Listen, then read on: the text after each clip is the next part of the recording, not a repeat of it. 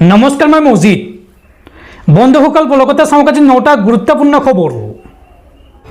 প্ৰথমটো খবৰ, অথলে গ'ল দেশৰ কোটি কোটি মুছলমানৰ প্ৰতিবাদ। দেশৰ কোটি কোটি মুছলমানৰ প্ৰতিবাদক নেওচি আজিৰে পৰা সমগ্ৰ দেশত বলবৎ হ'ল ৱাকফ সংশোধনী আইন। কি আছে এই আইনত চাওঁ আহক। অথলে গ'ল দেশৰ কোটি কোটি মুছলমানৰ প্ৰতিবাদ।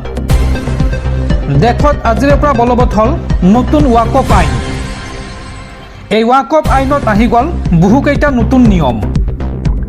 কি কি নতুন নিয়ম আহিছে আৰু কি কি প্ৰভাৱ পৰিব মুছলমানসকলৰ ওপৰত, বা ৱাকফ বৰ্ডে এতিয়াৰ পৰা কি কি নীতি নিয়ম মানি চলিব লাগিব চাওঁ আহক। চেণ্ট্ৰেল ৱাকফ কাউন্সিল আৰু ৱাকফ বৰ্ডত এতিয়াৰ পৰা থাকিব দুগৰাকী অমুছলমান সদস্য, অৰ্থাৎ অন্য ধৰ্মৰ দুগৰাকী সদস্য থাকিব এই কাউন্সিল আৰু বৰ্ডত। আৰু 5 বছৰতকৈ কম সময়ত কোনোবা ইছলাম ধৰ্ম ল'লে সেইগৰাকী ব্যক্তিয়ে সম্পত্তি দান কৰিব নোৱাৰিব ৱাকফত। ৱাকফৰ প্ৰতিটো দিশ নজৰ ৰখাৰ বাবে এটা কেন্দ্ৰীয় পৰ্টেল গঠন কৰা হ'ব। ৱাকফ সম্পত্তি পঞ্জীকৰণ, একাউণ্ট অডিট এই আদি সকলোবোৰ এই পৰ্টেলত উপলব্ধ হ'ব। ইয়াৰ উপৰিও এই সংশোধনী আইনত আছে কেইবাটাও নতুন নিয়ম। 5 এপ্ৰিলত ৰাষ্ট্ৰপতিয়ে অনুমোদন দিছিল ৱাকফ সংশোধনী বিধেয়কত। ইফালে এই আইনৰ বিৰুদ্ধে সৰ্বোচ্চ ন্যায়ালয়ৰ কাষ চাপিছে দেশৰ কেইবাটাও মুছলিম সংগঠনে। আৰু 10খনতকৈ অধিক আবেদন এই পৰ্যন্ত দাখিল কৰা হৈছে দেশৰ সৰ্বোচ্চ ন্যায়ালয়ত। আৰু অহা 15 এপ্ৰিলত দেশৰ উচ্চতম ন্যায়ালয়ত অৰ্থাৎ সৰ্বোচ্চ আদালতত এই সন্দৰ্ভত চলিব পাৰে শুনানি।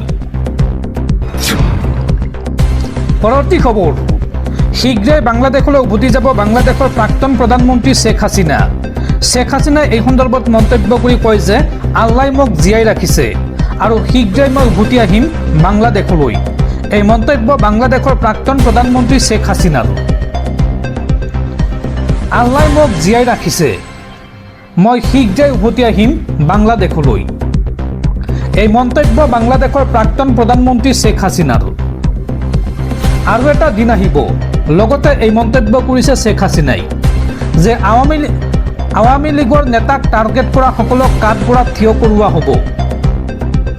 বাংলাদেশ এতিয়া আতংকবাদীৰ দেশলৈ ৰূপান্তৰিত হৈছে।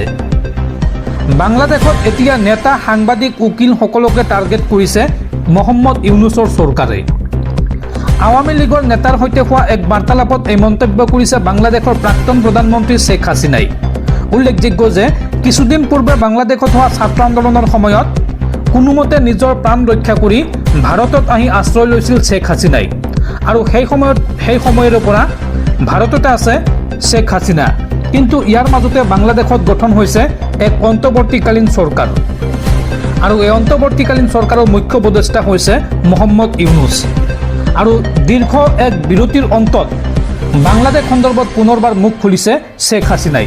শ্বেখ হাছিনাই কৈছে শীঘ্ৰেই বাংলাদেশলৈ উভতি আহি আছোঁ। পৰৱৰ্তী খবৰ, সমাগত ৰাজ্যৰ পঞ্চায়ত নিৰ্বাচন। আৰু পঞ্চায়ত নিৰ্বাচনৰ পূৰ্বে বৃদ্ধি পালে পঞ্চায়তৰ ক্ষমতা। এতিয়াৰ পৰা 5 লাখ টকালৈকে নিবিদা দিব পাৰিব পঞ্চায়তে। আৰু 5ৰ পৰা 10 লাখ টকাৰ ওপৰত নিবিদা দিব পাৰিব আঞ্চলিক পঞ্চায়তে। পঞ্চায়ত নিৰ্বাচনৰ পূৰ্বে পঞ্চায়তৰ ক্ষমতা বৃদ্ধি কৰিলে হিমন্ত চৰকাৰে। পঞ্চায়ত নিৰ্বাচনৰ পূৰ্বে বৃদ্ধি কৰা হ'ল পঞ্চায়তৰ ক্ষমতা। জিলা পৰিষদৰ ক্ষমতা কৰ্তন কৰি বৃদ্ধি কৰা হ'ল পঞ্চায়তৰ ক্ষমতা। জিলা পৰিষদৰ সকলো ক্ষমতা হস্তান্তৰ কৰা হ'ল পঞ্চায়তলৈ।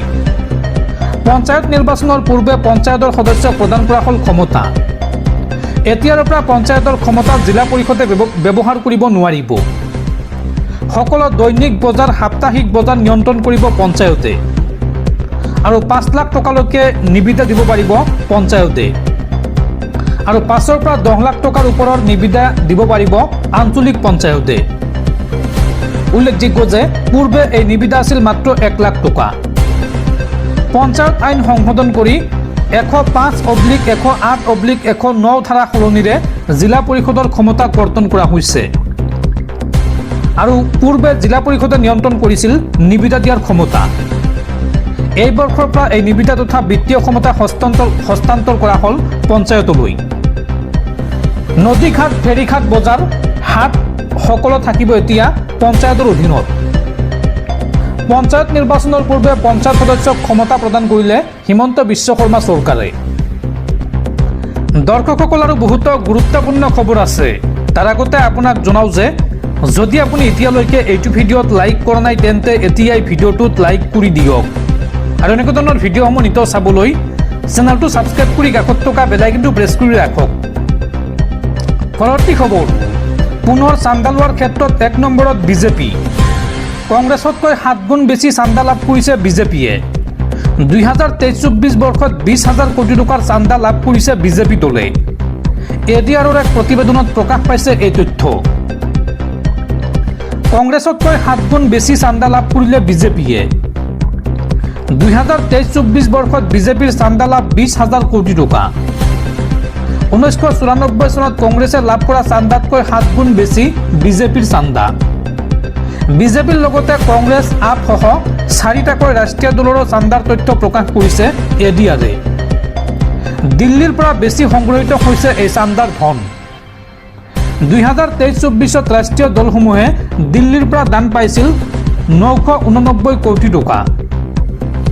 ২০২৩-২৪ত গুজৰাটৰ পৰা ৰাষ্ট্ৰীয় দলে লাভ কৰিছিল ৪০৪ কোটি টকা আৰু ২০২৩-২৪ত মহাৰাষ্ট্ৰৰ পৰা ৰাষ্ট্ৰীয় দলসমূহে লাভ কৰিছিল ৩৩৪ কোটি টকা। এডিআৰৰ এক প্ৰতিবেদনত প্ৰকাশ পাইছে এই তথ্য। পৰৱৰ্তী খবৰ, মেট্ৰিক আৰু হায়াৰ ছেকেণ্ডাৰী পৰীক্ষা দিয়া লাখ লাখ শিক্ষাৰ্থীলৈ জৰুৰী খবৰ। ৰঙালী বিহুৰ পূৰ্বে ঘোষণা কৰা হ'ব মেট্ৰিক পৰীক্ষাৰ ফলাফল। লগতে শীঘ্ৰেই ঘোষণা কৰা হ'ব হায়াৰ ছেকেণ্ডাৰী চূড়ান্ত পৰীক্ষাৰ ফলাফল। এই সন্দৰ্ভত এছেবৰ বৃহৎ ঘোষণা। মেট্ৰিক আৰু হায়াৰ ছেকেণ্ডাৰী চূড়ান্ত পৰীক্ষাত অৱতীৰ্ণ হোৱা লাখ লাখ শিক্ষাৰ্থীৰ বাবে ডাঙৰ খবৰ। ৰঙালী বিহুৰ পূৰ্বে ঘোষণা কৰা হ'ব পাৰে মেট্ৰিক পৰীক্ষাৰ ফলাফল। শিক্ষা সংসদে বিহুৰ পূৰ্বে ফলাফল ঘোষণাৰ ইংগিত দিছে। শিক্ষা সংসদে বিহুৰ পূৰ্বে ফলাফল ঘোষণা কৰাৰ ইংগিত দিছে। দিছপুৰৰ সেউজ সংকেত পালেই ঘোষণা কৰা হ'ব ফলাফল। এছেবৰ তৰফৰ পৰা এপছুৰ বিষয়ববীয়াক জনাইছে এই তথ্য।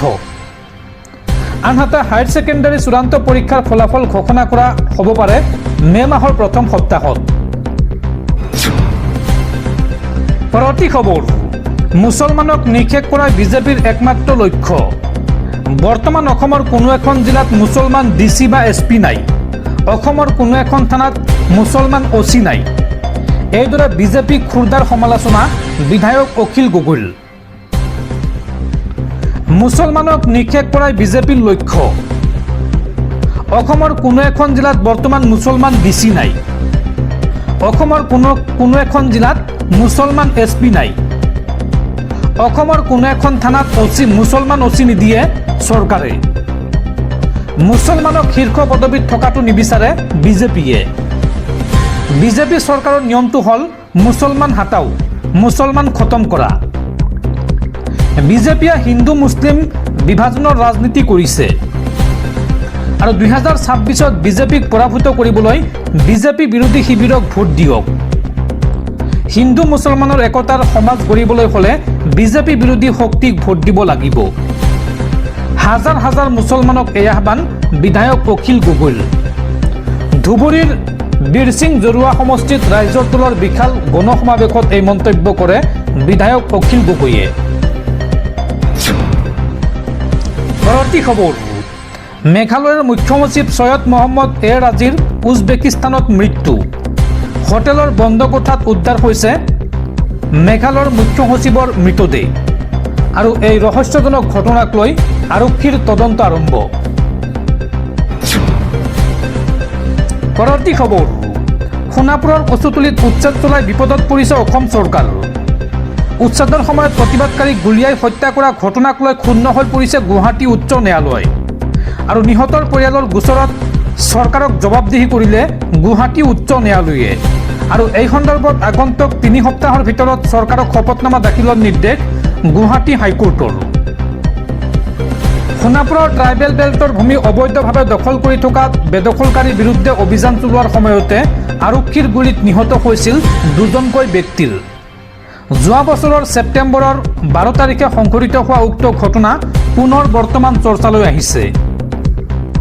উল্লেখযোগ্য যে কচুতলিৰ সেই উচ্ছেদৰ ঘটনাত নিহত হোৱা জুবেৰ আলীৰ পৰিয়ালে ন্যায় আৰু উপযুক্ত ক্ষতিপূৰণ বিচাৰি গুৱাহাটী উচ্চ ন্যায়ালয়ৰ দ্বাৰস্থ হৈছিল, দাখিল কৰিছিল লেখ আবেদন।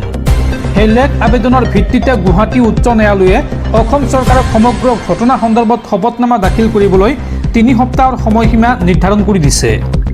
স্মৰ্তব্য যে সোণাপুৰৰ উচ্ছেদৰ সময়ত 2জনকৈ লোক আৰক্ষীৰ গুলীত নিহত হোৱাৰ পাছতো প্ৰশাসনে এই বিষয়টোৰ কোনো তদন্ত কৰা নাছিল। ইয়াৰ উপৰিও নিহত 2 ব্যক্তিৰে মৰণোত্তৰ পৰীক্ষাৰো পৰিয়ালৰ লোকক দিয়া নাছিল, অৰ্থাৎ মৰণোত্তৰ পৰীক্ষাৰ ৰিপৰ্ট আৰক্ষীয়ে পৰিয়ালৰ লোকক দিয়া নাছিল। সেয়ে গুচৰীয়া পক্ষই ন্যায়ালয়ৰ দ্বাৰস্থ হৈ নিহতৰ মৰণোত্তৰ পৰীক্ষাৰ প্ৰতিবেদনৰ লগতে সমগ্ৰ ঘটনা সন্দৰ্ভত ন্যায় আৰু ক্ষতিপূৰণ বিচাৰে আৰু সেই অনুসৰিয়ে ন্যায়ালয়ে আজি এই নিৰ্দেশ প্ৰদান কৰিছে। আবেদনকাৰীয়ে ন্যায়ালয়ক আৰক্ষীৰ এনে দায়িত্বহীন কাৰ্যৰ বিৰুদ্ধে দণ্ডাধীশ পৰ্যায়ৰ তদন্তৰ অনুৰোধ জনাইছে। উল্লেখযোগ্য যে 12 ছেপ্টেম্বৰৰ সেই উচ্ছেদ অভিযানৰ সময়ত কচুতলিত ব্যাপক বিক্ষিপ্ত ঘটনা সংঘটিত হৈছিল। দুৰ্বৃত্তৰ আক্ৰমণত আৰক্ষী প্ৰশাসনৰ কেইবাখনো বাহন ক্ষতিগ্ৰস্ত হোৱাৰ লগতে আৰক্ষীৰ বিষয়াসহ কেইবাজনো লোক আহত হৈছিল আৰু ইয়াৰ বিপৰীতে আৰক্ষীৰ গুলীত নিহত হৈছিল 2জন লোক।